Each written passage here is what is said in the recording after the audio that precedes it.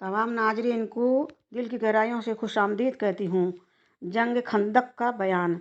Medina के काफिर लोगों ने हुजूर सल्लल्लाहु अलैहि वसल्लम से वादा किया था कि हम आपके दुश्मनों से नहीं मिलेंगे, मगर उन्होंने वादे को तोड़ दिया और दुश्मनों के साथ हो गए। आपने अल्लाह ताला के हुक्म से उन सबको मदीना से निकलवा दिया और रोते चिल्लाते मक्का में पहुँचे और वहाँ के लोगों को उभारा। और अबू सुफियान एक बहुत बड़ा लश्कर लेकर मदीना पर चढ़ आया। आपने उनकी तादाद ज़्यादा देखकर शहर की हिफाजत के लिए एक गहरी खंदक यानी नाली खुदाई कि दुश्मन शहर में न जा सकें, और 27 रोज़ तक बड़े जोर की लड़ाई रही। आपको अपनी फ़ौज की कमी से बहुत फिक्र हुआ। उस वक्त आपने दुआ की कि ऐ परवरदिगार, हमारी मदद फरमा और हमको उन बेईमान पर गालिब कर और फतह दे। आपकी दुआ कबूल हुई। उस वक्त गैब से एक आंधी उठी और ऐसी तेज हवा चली कि उनके घी में उखड़ गए और हर तरफ से उनको अंधेरे और गुर्द गुबार ने घेर लिया और सब परेशान हो गए। मुसलमान बहादुरों ने उनका हाल देखकर एकदम अल्लाह अकबर के नारे लगाने शुरू किए। नारों की आवाज़ उनके कानों में तोप की तरह गूंज उठी। वो यह कहकर भाग निकले कि हाय, मोहम्मद की फ़ौज ने मार डाला, जबे कर दिया। और ऐसे भागे कि फिर किसी ने मुड़ कर न देखा। और अल्लाह ताला ने आपको फतह दी और बहुत सा माल और सामान जो वो छोड़कर भागे थे आपके हाथ आया। और हज़रत जिब्रील अलैहिस्सलाम अल्लाह ताला का ये हुक्म लाए कि अपनी फ़ौज साथ लीजिए और शहर में जितने यहूदी वगैरह दुश्मन हैं सबको कत्ल कीजिए। आप ये हुक्म सुनते ही उन पर चढ़ गए, मर्दों को कत्ल किया, औरतों और बच्चों को पकड़ लिया और मदीना को कुफ्र की नापाकी से हमेशा के लिए पाक व साफ कर दिया। काफिर बादशाहों को खुदा की तरफ बुलाना। जंग बदर और जंग उहद और जंग खंदक के बाद जंग खैबर वगैरह बहुत से हुए और अल्लाह ताला ने हुजूर सल्लल्लाहु अलैहि वसल्लम को फतह दी। फिर आपने बड़े बड़े बादशाहों के पास हुक्मनामे भेजे कि मुसलमान हो जाओ और मुझे अल्लाह का रसूल मानो। रूम के बादशाह हरकल ने आपको रसूल जाना मगर ईमान नहीं लाया। जसा का बादशाह नजासी मुसलमान हो गया। मिस्र के बादशाह मककुकस ने आपको तोहफे भेजे मगर मुसलमान नहीं हुआ। ईरान मुल्क फारिस के परवेज बादशाह ने आपका हुक्मनामा फाड़ कर टुकड़े टुकड़े कर दिया। आपने उसके हुक्म में फरमाया कि इस तरह उसकी बादशाहियत टुकड़े टुकड़े हो जाएगी। बस वो मरदूद अपने लड़के के हाथ से मारा गया और उसकी बादशाहियत उजड़ गई और वो मुल्क मुसलमानों के हाथ आया। रोम, मिस्र, ईरान वगैरह की बड़ी बड़ी बादशाहतें जिनके नाम से दुनिया के लोग कामते थे, वो सब मुल्क अपने रसूल को अता फरमाए। अबू सुफियान का मुसलमान होना। अबू जहल और अबी बिन खलब की तरह अबू सुफियान भी रसूल खुदा सल्लल्लाहु अलैहि वसल्लम के सख्त दुश्मन थे। काफिर लोगों की फौजों के कूद कूद कर सरदार बनते थे। जब मक्का के लोगों ने वादा खिलाफी की और मुसलमानों को सताने लगे तो उनको ख्याल हुआ कि कहीं ऐसा न हो कि मोहम्मद हम पर फौज लेकर चढ़ आएँ। किस तरह मोहम्मद का इरादा मालूम करना चाहिए। सबकी राय हुई कि अबू सुफियान खबर ला सकते हैं क्योंकि उनकी बेटी हबीबा मोहम्मद के घर में है। सब ने अबू सुफियान को मदीना में भेजा। अबू सुफियान ने खबर लेने गए और हुजूर अक़दस सल्लल्लाहु अलैहि वसल्लम के बिस्तर पर बैठना चाहा। हज़रत हबीबा रदियल्लाहु अन्हा ने बिस्तर लपेट दिया। अबू सुफियान ने कहा कि बेटी, क्या ये बिस्तर मुझसे अच्छा है? उन्होंने कहा, अब्बा जान, तुम कुफ्र और शिर्क की गंदगी में नापाक हो और ये बिस्तर सैयदुल ताहिरीन का है, तुम्हारे बैठने का नहीं। अबू सुफियान बोला कि बेटी, तू यहाँ आकर बदतमीज हो गई है। उन्होंने जवाब दिया कि इस खुदा का बहुत बड़ा एहसान है कि जिसका कोई शरीक नहीं कि उसने मुझको ईमान अता फरमाया। अब्बा जान, मुझे तुम पर अफसोस है कि तुम सच्चे खुदा को छोड़कर अपने बनाए हुए खुदाओं को पूजते हो और दुनिया की सरदारी का तौक गले में डाले फिरते हो। अकल की बात यही है कि तुम मुसलमान हो जाओ।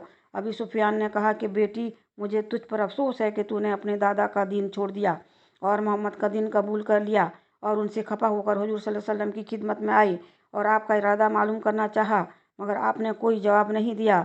फिर हज़रत अबू बकर और हज़रत उमर वगैरह के पास आए। सब ने जवाब दिया कि हम अल्लाह के रसूल के साथ हैं, जो हुक्म होगा वो करेंगे। गर्ज के कोई भेद मालूम नहीं हुआ और जैसे गए थे वैसे ही लौट आए। मक्का के लोगों ने खूब हंसी उड़ाई।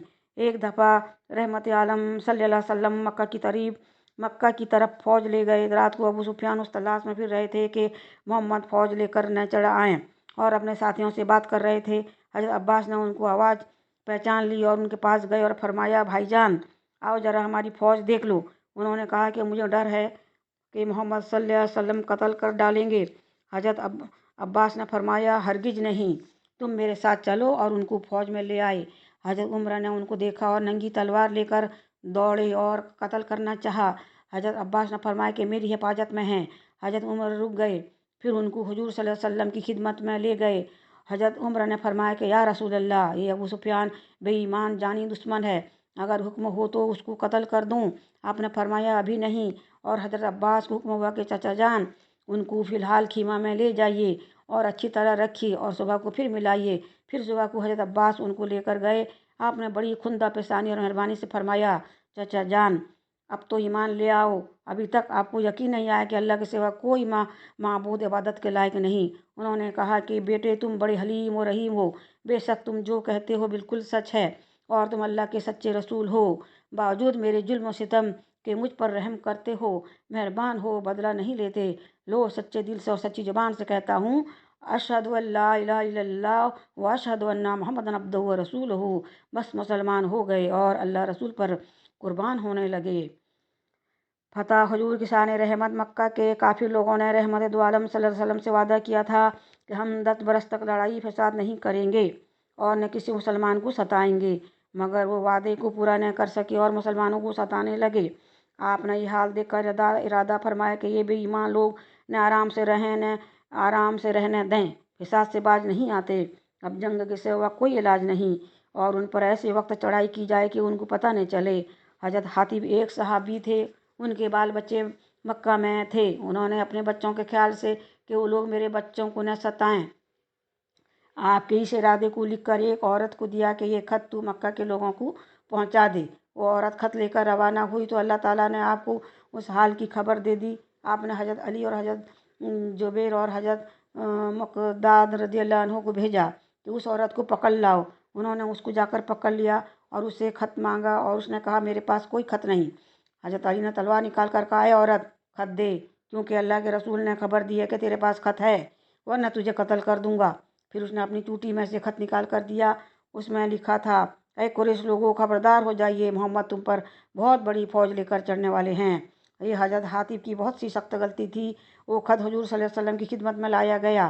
آپ نے حضرت حاتب سے پوچھا، انہوں نے عرض کیا یا رسول اللہ، یہ میرا ہی خط ہے، میں نے اپنے بچوں کی حفاظت کے لیے بھیجا تھا کہ وہ لوگ مجھے اپنا آدمی سمجھ کر میرے بچوں کو نہ ماریں۔ آپ نے فرمایا تم سچ کہتے ہو؟ حضرت عمر رضی اللہ عنہ نے فرمایا کہ یا رسول اللہ، حکم ہو تو اس منافق کو قتل کر دوں۔ رحمت عالم صلی اللہ علیہ وسلم نے ارشاد فرمایا کہ اے عمر، تم نہیں جانتے کہ یہ جنگ بدر میں شریک تھے اور بدر کی لڑائی میں شریک ہونے والوں کا بہت بڑا رتبہ ہے۔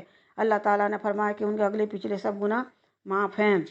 مکہ شریف کے لوگوں نے مسلمانوں کو چین سے نہ رہنے دیا تو آن حضرت صلی اللہ علیہ وسلم نے اللہ تعالیٰ کے حکم سے 12,000 مجاہدوں کو ساتھ لیا اور مکہ پر ایسے وقت پر جا چڑھے کہ ان لوگوں کو پتہ بھی نہیں چلا، اور مسلمان بہادروں نے ہر طرف سے شہر کو گھیر لیا، اور آپ نے اعلان کر دیا کہ جو کعبہ میں داخل ہو جائے یا اپنے گھر کا دروازہ بند کر لے اور ہتھیار ڈال دے یا ابو سفیان کے گھر چلا جائے اس کو امن ہے۔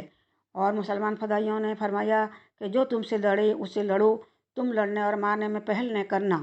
ابو جہل کے بیٹے اکرمہ نے اور اس کے ساتھیوں نے ایک طرف سے مقابلہ کیا، اس طرف حضرت خالد بن ولید مسلمان بہادروں کو لیے کھڑے تھے۔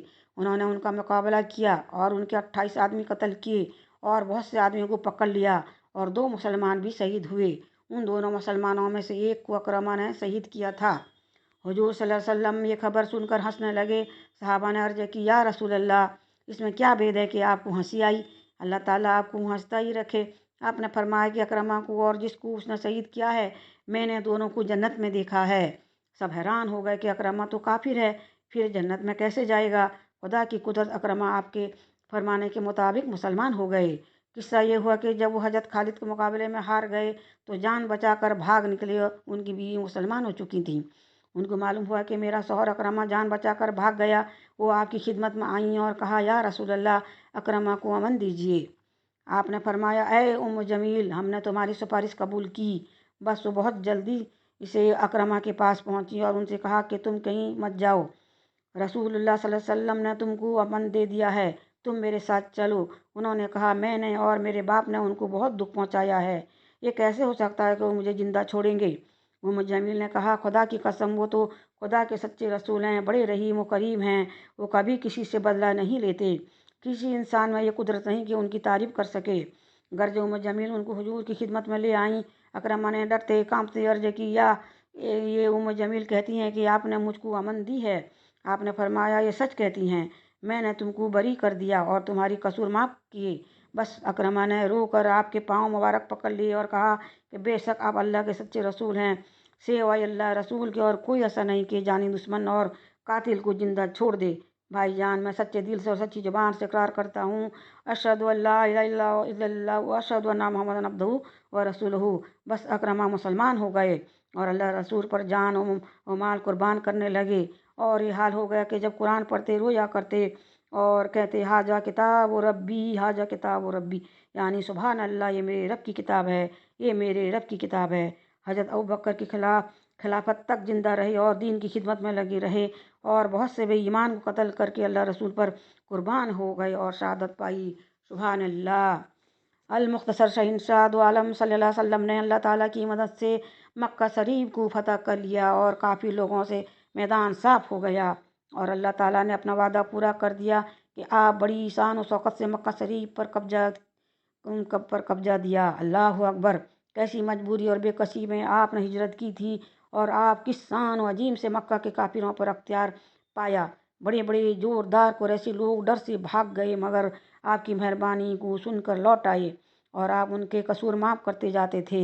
उस वक्त आपकी शान और रहमत का अजीब ज़हूर था कि आप मसंद सल्तनत पर जलवा फरोज हैं और आपकी कचहरी में वो जानी दुश्मन बंधे खड़े हैं कि जिन्होंने 13 साल आपको दुख दिया और आपके दोस्तों को शहीद किया और वतन से निकाला। आज वो सब के सब आपके कब्जे में हैं और उनसे बदला लेने पर और सजा देने पर पूरा अख्तियार है।